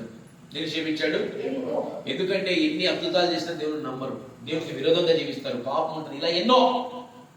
అప్పుడు మనం ఏం చేయాలి? దేవుడు అంటున్నాడు, దాంట్లో నువ్వు ముట్టొద్దు, దాంట్లో నువ్వు తెచ్చుకోవద్దు, దాంట్లో నువ్వు తినవద్దు. ఏం చేశాడు ఈయన? ఏం చేశాడు? ఇక్కడ ఉన్న వ్యక్తి, ఎరుకో పట్టణంలో ఉన్న వ్యక్తి ఏం చేశాడు? నేను చెప్పి ఇదే నా ముఖం చూస్తాను ఇలా అంతా. యెహోషువ గ్రంథము నా తల నా బంగారు 7వ అధ్యాయము నేనే చెబుతాను. మొదటి వచనం. శపితమైన దాని విషయంలో ఇశ్రాయేలు తిరుగుబాటు చేసి ఎట్లనగా యూదా గోత్రంలో జేరాహు మనవడును, జబ్బి మనవడును, కర్మీ కుమారుడైన ఓయమ్మ ఆకాను శపితము చేయబడిన దానిలో కొంత తీసుకొనెను గనుక యెహోవా ఇశ్రాయేలు మీద కోపించెను. శపితమైన కుటుంబంలో పిల్లని చేసుకోండి, శపితమైన కుటుంబంలో భోంచేయొద్దండి, శపితమైన వారితో జీవించొద్దండి, శపితమైన వారితో బ్రతకొద్దండి. వారితో బ్రతుకుతే మీరు కూడా శాపం వస్తారు. మీ కుటుంబంలో శాపితమైన తెచ్చిపెట్టుకోవద్దు. అలా నువ్వు తెచ్చిపెట్టుకుంటే నువ్వు కూడా ఏమైపోతావు? నాకు ఎట్లా తెలుస్తుందన్నా వాళ్ళు శపించబడ్డారా శపించబడ్డారని మీరు అనుకోవచ్చు. ఇది చూడు మీకు క్వశ్చన్. అలాగా ఎదుటివాడి కుటుంబం ఆశీర్వదించబడుతుందా ఆశీర్వదించబడలేదా? నేను చిన్న ఉదాహరణ చెప్తాను. కొన్ని కుటుంబాల్లో మగపిల్లలు పెళ్లి చేసుకుంటే ఆ కుటుంబాల్లో మగపిల్లలు చచ్చిపోతూనే ఉంటారు. కొన్ని కుటుంబంలో ఆడపిల్లలు కోడలుగా వీళ్ళు కోడలు చచ్చిపోతుంటారు, వీళ్ళు వాడికి తెచ్చుకుంటారు. కొన్ని కుటుంబంలో ఎంత సంపాదించినా బ్లెస్సింగ్స్ ఉండవు, ఆశీర్వాదాలు. They are totally cursed people. అదంతా శాపం వస్తున్నాయి. పరిశుద్ధాత్మను తెలియజేస్తారు వారు శపించబడిన వారని. పరిశుద్ధాత్మను తెలియజేస్తాడు అది శపించబడిన కుటుంబం. చాలా చూశాను నేను, చాలా మంది చెప్తుంటాను ఆ కుటుంబం శపించబడింది, ఆ కుటుంబంతో ఎక్కువ సహవాసం లేదని చెప్తా ఉంటాను. తెలిసిపోతుంది నాకు ఏ కుటుంబం శపించబడినది, ఏ కుటుంబము. నా స్నేహితుడు ఒకడు నాకు బాగా వెరీ క్లోజ్, నంద్యాల బాగా క్లోజ్ అయినట్టు వాడి ఫ్యామిలీ ఎందుకో శపించబడిన ఫ్యామిలీ. ఎంత సంపాదించి గవర్నమెంట్ ఎంప్లాయీ మళ్ళీ చనిపోయాడు, కానీ డ్రైవర్గా చేసి చనిపోయాడు. పెద్ద ఫ్యామిలీ అయినా కుటుంబంలో ఎవ్వరు ఆశీర్వించుకోవాలి, ఎవ్వరు దీవించుకోవాలి. వీళ్ళంటారు క్షేత్ర వల్ల అంటారు, అది చేశారు ఇది చేశారు. నేను చెప్పాను నీ కుటుంబం మీద షాప్ ఉంది, క్రీస్తు పాదాలు పడుకోమని చెప్పాను. మొన్న రీసెంట్గా కలుస్తుందని చెప్పాను. మీ కుటుంబం మీద షాప్ ఉంది, నువ్వు ఎంత చేసినా ఫలించలేవు, నువ్వు వెళ్ళి క్రీస్తు పాదాలు పడుకో. ఏడు ఓడవు ఎట్లా ఏది బద్దలే విధంగా ఏడు గోజాడు తల బద్దలు పడుకో ఎస్ఐ కోసం అని శాపాలు చేస్తారు. శపించబడిన దాంతో సహవాసం చేయొద్దని, శపించబడిన మనుషులతో సహవాసం చేయొద్దని, శపించబడిన కుటుంబాలతో సహవాసం చేయొద్దని, శపించబడిన వ్యక్తులతో సహవాసం చేయొద్దని, శపించబడిన కుటుంబం నుంచి నీ కుటుంబంలో నువ్వేమీ తెచ్చి పెట్టుకోవద్దు. దానివల్ల మీ కుటుంబం కూడా శాపగ్రస్తమైన కుటుంబంగా మార్చబడుతుంది. దేవుడు ఒక పట్టణాన్ని శపిస్తే ఆ పట్టణంలో తీసుకోవద్దంటే వీళ్ళు ఏం చేశారు? ఈరోజు వ్యభిచారం చేసేవాళ్ళు శపించబడిన వాళ్ళే, అన్యాయంగా దోచుకునే వాళ్ళు శపించబడిన వాళ్ళే. వాళ్ళతో మనం సావాసం చేయాలి. లోక స్నేహము దేవునికి వైరం. ఈరోజు మనం ఏం చేస్తాము? శపించబడిన లోక వాళ్ళతో మనం ఏం చేస్తున్నాము? సావాసం చేస్తున్నాం. అయ్యగారు చాలా మంది ఉంటారు, అన్నగారు చాలా మంది ఉంటారు, వాళ్ళతో సావాసం చేయండి. మేము ఇక్కడికి హైదరాబాద్లో మాకు ఎవరు లేరు కదండి, బంధువులు దూరాలు ఉన్నాయి కానీ మాకు ఎవరు లేదు. హైదరాబాద్కి వచ్చినాం, సేవలకు వచ్చినాం, బ్రదర్ వాళ్ళ కుటుంబం పరిచయం అయింది, వాళ్ళ ఆత్మీయులు, వాళ్ళ దగ్గర వాళ్ళు. ఇంకా లోకంతో మేము ఎప్పుడు సావాసం చేయం. నేను బయటికి వెళ్తే నేను ఎవరితో కలవను, నేరుగా బయటికి పోయినా నా పని చూసుకున్నా, ఇంటికి వచ్చినాను, భయపడి ప్రార్థన ఇంతే. నాకు ఇక్కడ పెద్ద కూడా ఎవరు తెలియదు, నాకు పెద్ద సర్కిల్ కూడా హైదరాబాద్. నాకెవరితో పని, లోక స్నేహంతో నేను చేయను. ఉంటారు నా నాతో పాటు డ్రైవర్స్ ఉంటారు, నాకు కూర్చున్నారు, యాడ్ కూర్చునేది నన్ను అడగాలని భయపడతాను. అన్న చర్చి ఉంది, చర్చి నడిపించుకుంటాడు, అన్న జోలికి పోతుంది. ఎందుకు? శపించబడిన వారితో మనకు పొత్తు లేదు. అలా పొత్తు ఉంటే నువ్వు కూడా ఏమైపోతావు? రెండో రాజుల గ్రంథము 5వ అధ్యాయం 26వ వచనం. రెండో రాజుల గ్రంథము 5వ అధ్యాయం 26వ వచనం. అంతటా ఎలీషా వానితో, ఆ మనుష్యుడు తన రథము దిగి ఎదుర్కొనుటకు తిరిగి వచ్చినప్పుడు నా మనసు నీతో కూడా రాలేదా? ఆ ద్రవ్యమును, వస్త్రములను, ఒలివ చెట్లు, తోటలను, ద్రాక్ష తోటలను, గొర్రెలను, ఎడ్లను, దాసులను సంపాదించుకున్నట్టు ఇది సమయమా? కాబట్టి నయమానులకు కలిగిన దుష్టుడు నీకును నీ సంతతికి నీ సర్వకాలము అంటి ఉండును అని చెప్పగా వాడు మంచు వలె తెల్లరైన పుష్టి కలిగి ఘోరమైన మాట. సర్వకాలం అంటే ఏంటి తెలుసా? ఇంకా బ్రతుకు దినములన్నీ ఏదో 7 సంవత్సరాల దాకంటే బాగుండేది. సర్వకాలం. శపించబడ్డ వ్యక్తి గేహాజీ ఎందుకు శపించబడ్డాడు తెలుసా? ధనాన్ని వెంబడించేవాళ్ళు. ఈరోజు ధనం కోసం వెంబడిస్తారా? వాళ్ళు శాపగ్రస్తులే. మన వాళ్ళు కూడా ఉంటారు, అయ్యా చర్చికి రండి అని ఆయన డ్యూటీ ఉంది. ఏమంటారు? ఈరోజు డ్యూటీ ఉంది మాకు, ఒక వారం అంటే పర్లేదు. ఇంకా ప్రతి వారం ఏంటి ఇదే పాట. అమ్మ ప్రార్థనలు ఉన్నాయి, సేవకులు ఈ కాలంలో ప్రార్థనలు ఉన్నాయి. ఏం ప్రార్థనలు? కొన్నా డబ్బులు సంపాదించుకోవాలా, కర్రీ పాయింట్ పెట్టుకోవాలా, అది పెట్టుకోవాలా, ఇది సంపాదించుకోవాలా, అవి సంపాదించుకోవాలా. డబ్బు డబ్బు డబ్బు డబ్బు డబ్బు ఏమైపోతారు? సర్వకాలం వరకు శాపగ్రస్తులమ్మ. ప్రభు అంటాడు కదా మత్తయి సువార్తలో, నువ్వు రెండింటికి బానిసగా ఉండదు. దేనికంట? దేవునికి ప్లస్ ధనానికి. ఏదో ఒకదానికి బానిస. ధనానికి బానిస ఉంటే దేవుడు నీతో ఉంటాడు, దేవునికి బానిస ఉంటే ధనం నీతో ఉండడు. అంటే ధనం రాదన్నా అట్లని కాదు, మనం ధనవంతులు కావాల్సిన లేదు. 4 పూటలు 3 పూటలు కాదు, 4 పూటలు తెప్పించాలి, 1 పూట ఎక్స్ట్రా అంటాడు. ధనాపేక్ష కలిగి ధనము ధనము ధనము ధనము ధనము ధనము సంపాదిస్తే ఏమైతే తెలుసా? కుష్టి వ్యాధిగ్రస్తులు అయిపోతారు. ఆ కుటుంబంలో రోగాలు, రప్పులు, ఇంకంతే. ఈరోజు చాలా మంది సేవకులు నిజంగా నంద్యాలపట్నంలో ఒక సేవకుడు, నేను పేరు చెప్పాను కానీ, ఒక సంఘ సేవకుడు అన్యాయంగా దేవుని డబ్బు దోచుకోవడం, అన్యాయంగా మాట్లాడడం, కూతురు మాట్లాడడం చేసేవాడు. మేము అనుకున్నాము, అంటే చిన్న వయసులో అయినా ఇట్లా లేదు కదా, బైబిల్లో ఇట్లేదు, ఎందుకు ఇంట్లోనండి. కొన్ని రోజులకు పెరాల్సి వచ్చేసింది, కాలు చేతులు పడిపోయింది. ధనాన్ని వెంబడిస్తే చివరాక నువ్వు పొందుకునేది ఏంటి తెలుసా? శాపమే, రోగాలు, లోపులే. ఈరోజు ధనాపేక్ష మనలో ఉండకూడదు. ఏముండకూడదమ్మా? ఏముండకూడదు? దేవుడి పనులను పెట్టి ధనము ధనము ధనం అంటే ఏమైతే తెలుసా?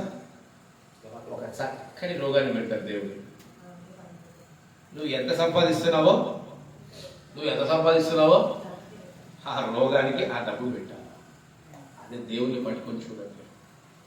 నన్ను మన విశ్వాసాలు బయట కాదు, ఈ మధ్య కాలంలో షుగర్లు వచ్చాయట. నీ రహస్యం ఏదో నాకు చెప్పండి అంటున్నాను. పక్కకు పిలిచి నీ రహస్యం ఏదో చెప్పు. మేము షుగర్ వచ్చి సన్నగా వాడిపోయినాము, షుగర్ వచ్చి ఏం తినలేకపోతున్నాము, నువ్వు ఇంటికి వస్తే టీ తాగుతావు, స్వీట్లు తింటావు, అన్ని తింటే నీ రహస్యం ఏదైనా చెప్పాను. చూడ పిలిచి యేసయ్య, ప్రార్థన, విశ్వాసం, ఇది నా రహస్యం. సరే అని మాట్లాడారు. మన విశ్వాసం ఎవరు కాదు. ఎందుకు? రోగానికి ఎప్పుడు మనపైన అధికారం ఇవ్వదు. గుండెకి పోయిందో మనం భయపడ్డాడు, తొక్కన వేస్తున్నావునా గుండె నొప్పి ఏం చేయాలా? తొక్కే లేదు, అసలు భయపడదు రోగానికి, తొక్కి పడేస్తా. షుగరా గిగర్ అన్ని తిన్నాను. వీళ్ళు అప్పుడప్పుడు నాకు గుర్తు చేస్తున్నారు, మీకు షుగర్ ఉంది అని. తినేయడమే విశ్వాసం. అది ఈరోజు నువ్వు శక్తితమైన వాటిని ప్రేమించు, ధనాన్ని ప్రేమించదు. ధనాపేక్ష కలిగిన పరలోక రాజ్యానికి వారసుడు కానే కాదు. ధనవంతులు అసలు వెళ్ళాలంట. ఎవరు చెప్తున్న మాట? సాక్షాత్తు ప్రభు చెప్తున్న మాట. కాబట్టి మనం ధనాన్ని వెంబడిస్తే ఏమవుతామమ్మా? Very good. 7వ ఇర్మియా గ్రంథము ఇంకొకటి చెప్పి ముగిచేస్తాను. ఇర్మియా గ్రంథము 17వ అధ్యాయం 5వ వచనం. ఇర్మియా గ్రంథము 17వ అధ్యాయం 5వ వచనం. యెహోవా ఇలాగ సెలవిచ్చుచున్నాడు, నరులను ఆశ్రయించి శరీరులను తన అధికారముగా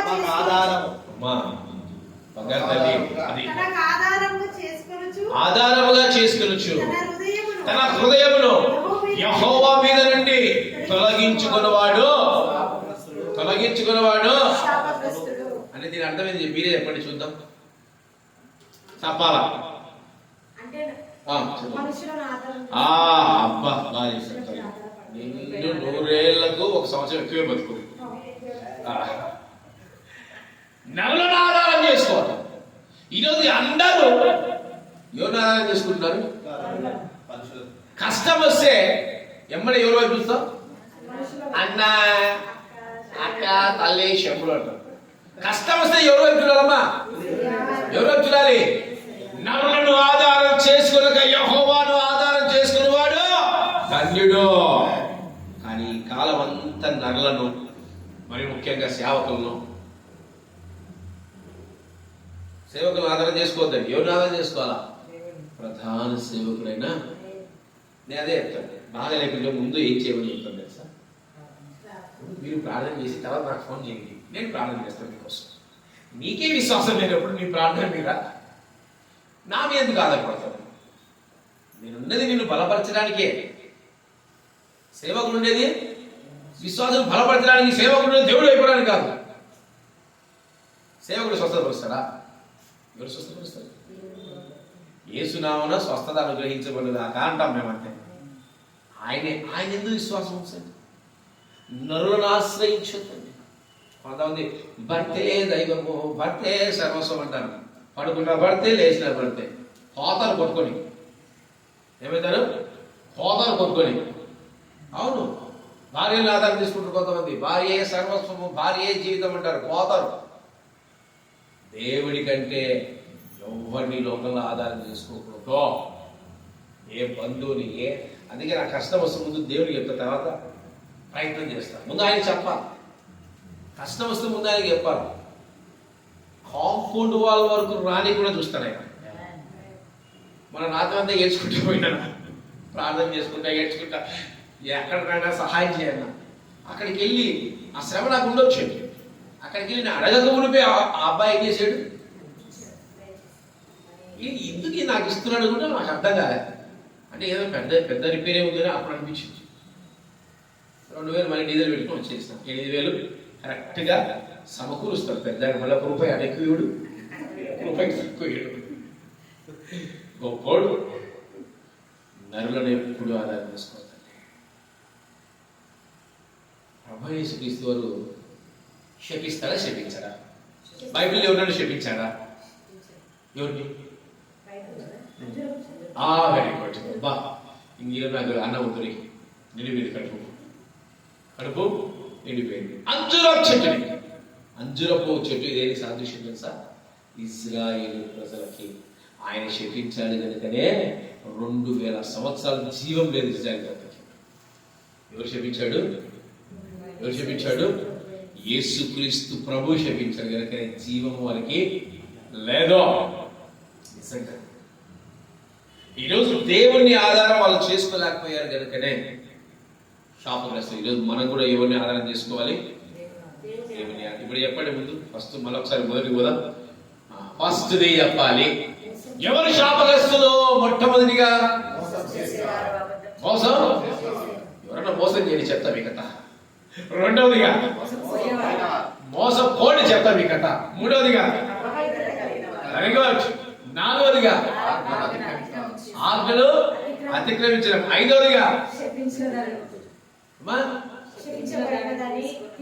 శపించబడిన దాన్ని మనము తీసుకోవడమే. ఆరవదిగా ధనాపేక్ష నుంచి బయటకు పోవాలి. ఏడవదిగా మనుషులు ఆధారం చేసుకోకుండా 7 చెప్పి ముగిస్తా. ఇర్మియా గ్రంథము 48:10 చదవకుండా చెప్పాలి. 100 సార్లు చెప్పించారు. ఇర్మియా గ్రంథము 48వ అధ్యాయము 10వ వచనం. చెప్పండి పర్సెంట్ అమ్మా, చూసినావు తల్లిబాబు గారు? చూశారు. దొంగ చెప్పండి. క్యాన్సర్ అబద్ధికురాలా, నన్ను మోసం చేస్తావా నువ్వు? ఒరే, ఇప్పుడే మోసం చేసింది కదా నన్ను సహోదరి. సరే, సంతోషం. యెహోవా కార్యమునంట అశ్రద్ధగా చేయవారు ఏమైతారంట? ఈరోజు సేవకుడు దేవుని సేవను అశ్రద్ధగా చేస్తే ఏమైతారు తెలుసా? విశ్వాసి దేవుని సేవను అశ్రద్ధగా చేస్తే ఏమైతారు తెలుసా? అసలు దేవుని మందిరంలో ఎట్లా ప్రవర్తించాలి, ఎలా నడుచుకోవాలి ఎంతమంది తెలుసు? నిజంగా ఎంతమంది తెలుసు? చాలా మంది. అహరోను కుమారులు మందసంలో వాళ్ళు కాదు, ఏలి కుమారులు వాళ్ళు. అహరోను కుమారులు మందసంలో వారు దేవుని పరిచయం చేస్తున్నప్పుడు వారు మద్యం సేవించి తప్పుడుగా ధూపం వేస్తున్నది ఏమయ్యారు? అక్కడ చనిపోయారు. అక్కడే రక్తం కక్కుకొని చనిపోయారు. ఏలి కుమారులు ఏం చేశారు?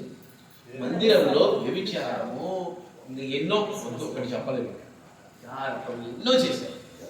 ఏమైపోయారు? శాపాన్ని పొందుకొని మరణించారు. ఈరోజు దేవుడి మందిరము ఎలా ఉన్నది తెలుసా? ఇది మనం పాట పడుకున్నాం ఆరాధనకి. అట్ట ఉండాలి. ఎప్పుడు స్తుతులు మాత్రమే వినిపించాలి. ఇక్కడ వ్యర్థమైన మాట కానీ, వ్యర్థమైన పలుకు కానీ, వ్యర్థమైన క్రియ కానీ, అసలు ఆయన మందిరంలో స్వరం రాకూడదు తెలుసు. రాకూడదు. మందిరంలో స్వరము రాకూడదు. ఒకవేళ మన స్వరం వస్తే ఏం రావాలి తెలుసా? స్తుతులపై ఆసీనుడైన యెహోవా, స్తోత్రార్హుడా నిన్నే పూజింతును. కృపానిధి యేసే నాకు సహాయుడు, కృపామయుని మేల ధ్యానించి స్తుతింతును. ఈరోజు దేవుడి మందిరంలోనే బూతులు మాట్లాడుతున్నారు, దేవుడి మందిరంలోనే కొట్లాడుతున్నారు, దేవుడి మందిరంలోనే వాదిస్తున్నారు, దేవుడి మందిరంలోనే అపవిత్రమైన పలుకులు, అపవిత్రమైన కార్యాలు చేస్తా ఉన్నారు. సేవకులు అలాగే ఉన్నారు, విశ్వాసులు అలాగే ఉన్నారు. శాపగ్రస్తులు కాక ఏమవుతారు? అశ్రద్ధ కలిగిన జీవితం, యెహోవా కార్యాన్ని అశ్రద్ధగా చేయకూడదు. సేవకులకు 2 అంతల శిక్ష, విశ్వాసులకు 1 అంత శిక్ష, సేవకులకు. మందసం ఉన్నాయి ఇల్లు ఎవరైనా ఎంత ప్రేమించాడు తెలుసా దేవుడిని? మందసాన్ని ఎంత ప్రేమించాడు తెలుసా? అశ్రద్ధ అనేది ఈ కాలంలో పనులు పరిచర్యలు చేస్తారు, పటాపటా కసురు కొడతారు, శుభ్రం చేస్తారు, కేకలు పెడతాం. నాకు అర్థం కాదు ఎందుకు కేకలు పెడతారు. ఏమైందంటే ఫ్రస్ట్రేషన్. నేనే చేయాలా ఫ్రస్ట్రేషన్స్. మందిరంలో కేకలు పెడుతుంటారు, మందిరం బయట కేకలు పెడుతుంటారు, ఇంట్లో కేకలు పెడుతుంటారు. నాకు ఆశ్చర్యం వేస్తుంది. ఇంత అశ్రద్ధగా చేసి ఎందుకు చేయాలి? అశ్రద్ధైన పరిచర్య ఎందుకు చేయాలి? ప్రేమించలేని పరిచర్య ఎందుకు చేయాలి? యెహోవా మందిర పరిచర్య చేస్తే ఓబేదేదు కుటుంబము ఆశీర్వదించబడింది, దీవించబడింది, మహిమకరంగా మార్చబడింది. అశ్రద్ధగా దేవుడి పనులు ఎందుకు చేస్తాం? దేవుడి కార్యాలు అశ్రద్ధగా ఎందుకు చేయాలి? దేవుడి కార్యాలు అశ్రద్ధగా చేస్తే శాపగ్రస్తులం అవుతా ఉంటా. జాగ్రత్త. ఈరోజు మందిరంలో మనం ఎంత మాట్లాడాలో అంతే మాట్లాడాలి, ఏం మాట్లాడాలో అంతే మాట్లాడాలి. సేవకి వెళ్తే ఏం మాట్లాడాలో. చాలామంది నాకు నవ్వు వస్తుంది. కొంతమంది సేవకులు పరిచయం సేవకు పోయి, అన్నా ఆ సీరియల్లో మొగోళ్ళు, నాకు ఆశ్చర్యం వేసింది, మొగోళ్ళు ఇంట్లో సీరియల్ గురించి మాట్లాడుతున్నారు. వేరే కుటుంబానికి ప్రార్థనకి వెళ్తే ఆ కుటుంబ ప్రార్థనలో నైట్ క్యారెల్స్ తెగేటప్పుడు ఆ కుటుంబ ప్రార్థనలో ప్రేయర్ చేసిన తర్వాత వాళ్ళు ఏదైతే టీలో ఏదో ఇస్తారు. ఈ గ్యాప్లో సీరియల్ గురించి మాట్లాడుతున్నారు. ఆ ఇంట్లో ఉండే వ్యక్తి వచ్చి, అన్న దయచేసి ప్రార్థించండి అన్న, వీళ్ళు మాట్లాడుతున్న మాటలు అని చెప్పి రాక ఈ సేవకులు అశ్రద్ధ, ఎంత అపవిత్రత. దేవుడి మందిరం అంటే స్తుతులతో నింపబడే ఒక అద్భుతం. ఈరోజు దేవుడి మందిరాన్ని అపవిత్రపరుస్తే శాపగ్రస్తులు అయిపోతారు, పుట్టగతులు ఉంటాం వాళ్ళకి. అందుకు మనం ఏం చేయాలి? యెహోవా మందిరంలో శ్రద్ధ వహించి జీవించాలి. కాళ్ళు కనిపించకూడదు. ఎవరికైనా, పురుషులకైనా స్త్రీలకైనా అదే చెప్తాను. మన కాళ్ళు అలా నిండుగా ఉండాలి. పురుషులవి, స్త్రీలవి అలా నిండుగా ఉండాలి. అలా చేసుకోకుండా వస్తే దేవుడి మందిరంలో అపవిత్రతగా జీవిస్తే ఆయనకి ఎంత దుఃఖం వస్తుందో తెలుసా? ఆ దుఃఖంతో పాటు ఏమైతే తెలుసా? స్వతహాగా శాపగ్రస్తులు పరలోక రాజ్యానికి. వీళ్ళు మనసులో అనుకుంటారు, నేను మంచి బిలీవర్ని, నేను గొప్పగా పరిచయం చేస్తా ఉంటా, నేను దేవుడి మందిరంలో గొప్పగా వాడబడుతున్నా, నన్ను మించిన సేవకుడుగా, నన్ను మించిన విశ్వాసగా ఇంకా లేనేలేరు. వీళ్ళు శాపగ్రస్తుల సంగతే వీళ్ళకు యేసుక్రీస్తు ప్రభు గురించి ఒక మాట ఉంది, ఆయన అరవడు కేకలు పుట్టగతులు లేకుండా పోతారు. దేవుడి మందిరాన్ని అపవిత్రపరిస్తే పుట్టగతులు లేకుండా పోతారు తెలుసా. ఇంకా ఆయన కరుణామయుడి, ఆయన కృపామయుడి, మనల్ని కాపాడతారు. కనుక యెహోవా మందిరాన్ని అపవిత్రపరచకూడదు, యెహోవా కార్యాన్ని అపవిత్రపరచకూడదు. ఈ 8 ఉంటే మన జీవితాల్లో ఏమొస్తుందమ్మా? శాపం వస్తుంది. వస్తుందా అన్నా? ఇన్ని చెప్పినావు, ఇక్కడ చెప్పబడి శాపగ్రస్తాలు బల చెప్తావన్నా?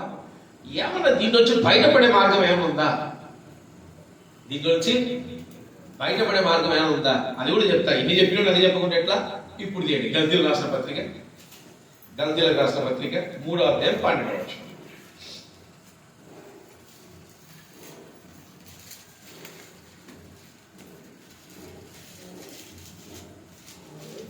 నీతిమంతుడు విశ్వాసం మూలంగా జీవించును. ధర్మశాస్త్రం విశ్వాస సంబంధమైనది కాదు గాని దాని విధులను ఆచరించువాడు వాటి వల్లనే జీవించును.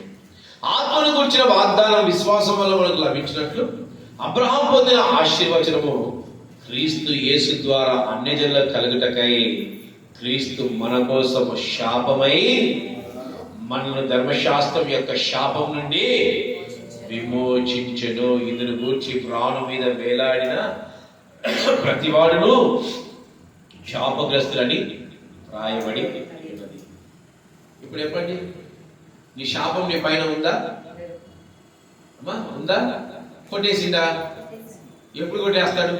బలవారే మీరు. ఎప్పుడు కొట్టేస్తాడు? మోసం చేయకుంటే కొట్టేస్తాడు. ఎప్పుడు కొట్టేస్తాడు? మోసం పోకుంటే కొట్టేస్తాడు. ఎప్పుడు కొట్టేస్తాడు? నీలో అపవిత్రత లేకుంటే కొట్టేస్తాడు. ఎప్పుడు కొట్టేస్తాడు? నువ్వు ఆయనని అనుసరిస్తే కొట్టేస్తాడు. ఎప్పుడు కొట్టేస్తాడు? నువ్వు శపించిన దాని జోలికి పోకుంటే కొట్టేస్తాడు. ఎప్పుడు కొట్టేస్తాడు? ధనాన్ని వెంబడించకుంటే కొట్టేస్తాడు. ఎప్పుడు కొట్టేస్తాడు? దేవుణ్ణి ఆదరిస్తే కొట్టేస్తాడు. ఆయన పనిని శ్రద్ధగా ఆ చిన్నోడికి చెప్పాడు, నేను 9 గంటల రాని వాడు 8 వచ్చాడు. నేను శ్రద్ధ పని నిజం. Following Jesus Christ. They are following Jesus Christ. శ్రద్ధగా చేయాలి. మీరు అనుకోవచ్చు, క్రీస్తు నమ్ముకుంటాను నా పైన శాపము పోయిందేమో అనుకోలేదు. ఆయన అటైతే అందరూ నమ్ముకుంటారు. ఏసై ప్రపంచం అంతా నమ్ముకుంటారు. ఏసైను నమ్మటం అంటే ఏంటి? ఆయనలాగా బతకటం, ఆయనలాగా జీవించటం, ఆయనలాగా మాట్లాడటం, ఆయనలాగా ప్రవర్తించటం, ఆయన ఏది చెబితే అది కుళ్ళుకోకుండా చేయటమే. నేను ఏసై నమ్ముకున్నానండి అని మేము విచారణ చేస్తే అవుతుందా?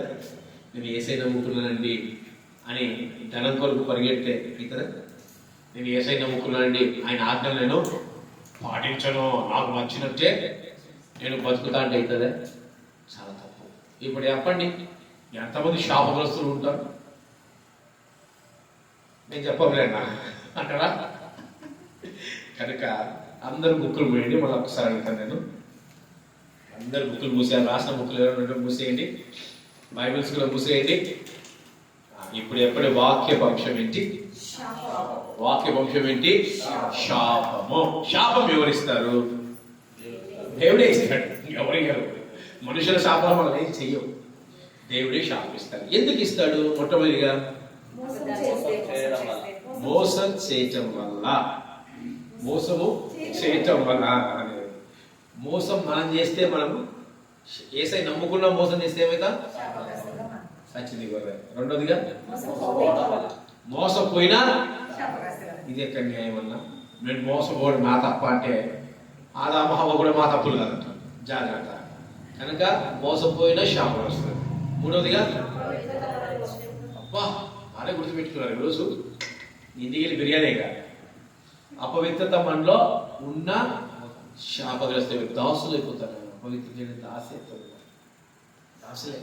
నాలుగోదిగా ఆజ్ఞలు అతిక్రమించకూడదు. యేసయ్య చెప్పిన మాటను చెప్పినట్టు చేస్తే కృప సహాయం చేస్తారు. ఈ ఆ మాట ఎంత చక్కగా యేసయ్య రాశారంటే నిజంగా దాని మాధుర్యం ఏంటి తెలుసా? యేసయ్య నీతో జీవించగానే ఆజ్ఞల మార్గము కనిపించనే. నేను అనుసరిస్తాను అనడంలే, నీవు నన్ను నడిపించగలమే, నేను నడవవలసిన నువ్వు విశ్వసిస్తే నేను నడిపిస్తాను ఆయన ఆజ్ఞల మార్గం. నువ్వు అసలు విశ్వసించకుండా ఏదో నడిపిస్తారైనా. కనుక ఆజ్ఞలు మనము పాటించడానికి ఒక అడుగు ముందుకేస్తే మనల్ని ఈడ్చుకొనిపోతాడు అంతే. ఐదవదిగా, శపించబడిన మనుష్యులు కానీ, శపించబడిన వ్యక్తులతో కానీ, శపించబడిన కుటుంబాలతో కానీ, శపించబడిన ఏ దాంతో మనము ఇప్పుడు మద్యము శపించబడితే కదా, దాన్ని ముడితే ఏమవుతాం? వ్యభిచారంలో ఉండే స్త్రీ శపించబడినదే, ఆమెను ముడితే ఏమవుతాం? అన్ని అనుకోండి మీరు ఇంకా సంతోషం. ఆరోదిగా, ధనం ధనం ధనం ధనం అని పోతే శాపమే, పోతాం. Very good. ఏడోదిగా, ఎవరిని ఆశ్రయించాలమ్మా? కష్టం వస్తే ఎవరిని అడగాల? నేను డానియేలు ఉంటుంది కదా, కష్టం వస్తే ఎవరిని అడగాలరా? దేవుని అడగాలంటే దేవుడిని అడగాలి, దేవుని అడగాలి. దేవుడు తప్ప ఎవరిని అడగకూడదు, దేవుడు సహాయం చేస్తాడు. ఎనిమిదిగా, గురుగుడితో చేద్దాం, సనుగుడితో చేద్దాం, దేవుడి మందిరాల్లో కేకలు పెడదాం, ఇంక ఎన్నో చెప్పుకుంటూ పోతే దయచేసి దేవుడి కార్యాలు ఎప్పుడు అశ్రద్ధగా చేయాలి. కొన్ని కుటుంబాలు ఉభేద కుటుంబాలు, ఆశీర్వదించబడిన కుటుంబాలు. ఎందుకు? దేవుడి కార్యాలను శ్రద్ధగా చేయటం. నేను చూస్తున్నాను కొంతమంది చాలా సంతోషం అనిపిస్తాం. మనం కూడా దేవుడి కార్యాలు ఏం చేయాలి? అందరు లేచి హృదయాలు మీరు పరిశీలన చేసుకోండి. ఏది మా అన్న రోజు 50 నిమిషాలు పెట్టాడు, ఈరోజు 1.5 గంట పెట్టాడు అనుకుంటారా? అసలు మన టైమింగే ఇది. కనుక అందరు కళ్ళు మూసుకొని మీ హృదయాన్ని మీరు పరిశీలన చేసుకోండి. నాయన చిన్నడా, దేవా నిజంగా నేను శాపంలో ఉన్నానేమో నాయన, ఆ శాపాన్ని నా నుంచి తొలగించు దేవా అని ప్రభువుని అడగండి. అందరు అడగాలి. ఈరోజు నీకు నేను జీవిస్తున్నాననే పేరు మటుకే నాలో ఉందేమో యేసయ్యా, నీతో బ్రతుకుతున్నాననే పేరు మటుకే నాలో ఉందేమో యేసయ్యా. అయ్యా, ఈ 8 కార్యాలు నాలో ఉన్నాయేమో యేసయ్యా. వాటి నుంచి నన్ను తీసివేయలేదా, నన్ను పవిత్రుడిగా మార్చుదేవా. పవిత్రమైన జీవితం నాకు దయచేయలేదా. అయ్యా, నువ్వు శాపాన్ని ఎప్పుడో విమోచించావు నాయన, మేమే అందులో ఉంటున్నాం నాయన. దయచేసి ఉదయకాల సమయంలో సమస్తమును తొలగించి నన్ను స్థిరపరచండి. శాపం నుంచి నేను బయటపడి నీ కొరకు జీవించబడే వ్యక్తిగా నన్ను మార్చండి అని ప్రభువుని అడగండి. నా శాపము పాపిన రక్షణతో నా రోగాల పర్వము ముగిసే. నా శాపము పాపిన రక్షణతో నా రోగాల పర్వము ముగిసే. వైద్య శాస్త్రములు గ్రహించలేని ఆశ్చర్యములను చేసినావే. వైద్య శాస్త్రములు గ్రహించలేని ఆశ్చర్యములను చేసినావే. పరిశుద్ధుడు అతి పరిశుద్ధుడు